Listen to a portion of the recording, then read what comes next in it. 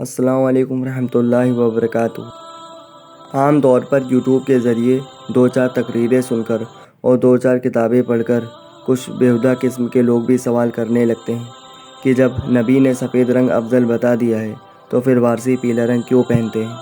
اور یہ سوال پہلے تو بدعقیدہ قسم کے لوگ کرتے تھے، لیکن آج کل خود کو اہل سنی والجماعت کا کہنے والے بھی سوال اٹھانے لگتے ہیں کہ کیا وقت آ گیا ہے۔ اللہ اللہ، آج کے دور میں مولا ایسے جاہلوں، گستاخوں، شیطان کے چیلوں سے ہم سب کو بچائے۔ میرے وارث نے کبھی اپنی مرضی سے یہ احرام نہیں پہنا۔ جب آپ نانا کی بارگاہ سے واپس آئے تو آپ نے جنت البقیع میں دادی سیدہ فاطمہ زہرا رحمۃ اللہ علیہا کی بارگاہ میں حاضری دینے کا فیصلہ کیا۔ اس وقت نامحرم ان کی قبر پر نہیں جا سکتا، لیکن چونکہ آپ تو ایسی پاک ماں کے ہی شہزادے ہیں، اس لیے آپ وہاں گئے۔ جب آپ ماں فاطمہ زہرا رحمۃ اللہ علیہا کی قبر انور پر حاضر ہوئے تو آپ قبر سے لپٹ کر رونے لگے اور اتنا روئے کہ آپ کا احرام سفید سے زرد ہو گیا۔ جب آپ باہر آئے تو آپ کے چاہنے والوں نے دیکھا کہ احرام کا رنگ سفید سے زرد ہو گیا، تو پوچھنے لگے، حضور یہ کیا احرام کا رنگ زرد کیسے ہو گیا؟ حضرت وارث پاک رحمۃ اللہ علیہ نے فرمایا، سنا ہماری دادی جان نے ہمیں رنگ دیا ہے۔ اس کے بعد سعودی کا بادشاہ مالک نے آپ کو جب اس حالت میں دیکھا تو آپ کو قرآن اور حدیث کا درس دینے لگا کہ سفید احرام پہنا کرو۔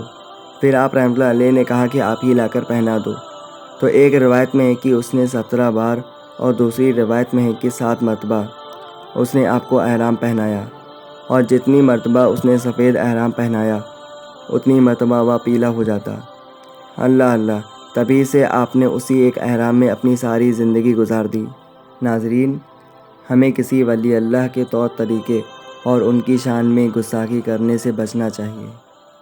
نہ جانے اللہ کو کون سی ادا ناپسند ہو جائے اور آپ کے سارے اعمال پل بھر میں ضائع ہو جائیں۔ قرآن کریم میں اللہ کا ارشاد ہے کہ جس نے میرے ولی اللہ سے دشمنی کی اس نے مجھ سے دشمنی کی۔ تو پھر سوچو کہ وہ اللہ کے یہاں کتنے مقبول ہیں۔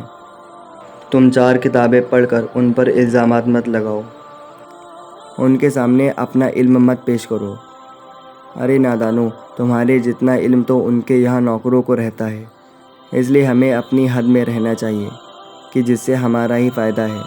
ہمارے چہرے پر داڑھی تک نہیں آتی، صبح سے شام تک ہم گناہ کرتے رہتے ہیں۔